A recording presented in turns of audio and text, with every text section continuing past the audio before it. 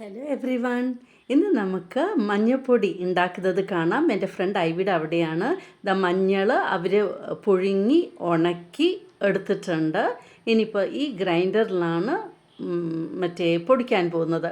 കണ്ടില്ലേ, നല്ല ഡ്രൈ ആയിട്ടുണ്ട്. ഇത് സ്റ്റീം ചെയ്തെടുത്തതാണ്. ഇപ്പോൾ ഈ ഗ്രൈൻഡറിനകത്തൊക്കെ ഇട്ട ശേഷം എല്ലാം ലോക്ക് ചെയ്ത് പൊടിക്കാനായിട്ട് വെക്കുകയാണ്. പൊടിക്കേണ്ട ആവശ്യമൊന്നുമില്ല. നല്ലൊരു ഗ്രൈൻഡറാണ്, വേഗം അങ്ങോട്ട് പൊടിഞ്ഞ് കിട്ടും. ഇതപ്പോൾ ഓണാക്കി വെച്ചിട്ടുണ്ട് അത് പൗഡറാക്കാനായിട്ട്. ജസ്റ്റ് 1 മിനിറ്റ് തന്നെ ഉള്ളൂ തോന്നുന്നു. അത് കഴിഞ്ഞ് ഇതപ്പോൾ തുറക്കുകയാണ്. നോക്കൂ, നല്ല ഫൈനായിട്ട് നമ്മുടെ മഞ്ഞൾപ്പൊടി കിട്ടിയിട്ടുണ്ട്. അപ്പോൾ എന്ത് ഈസി ആയിട്ടാണ് പൗഡറാക്കിയിരിക്കുന്നത് ഈ മെഷീൻ വെച്ചിട്ട്. അപ്പോൾ വീട്ടിൽ തന്നെ നമുക്ക് മഞ്ഞൾപ്പൊടി ഇതുപോലെ ഉണ്ടാക്കാം.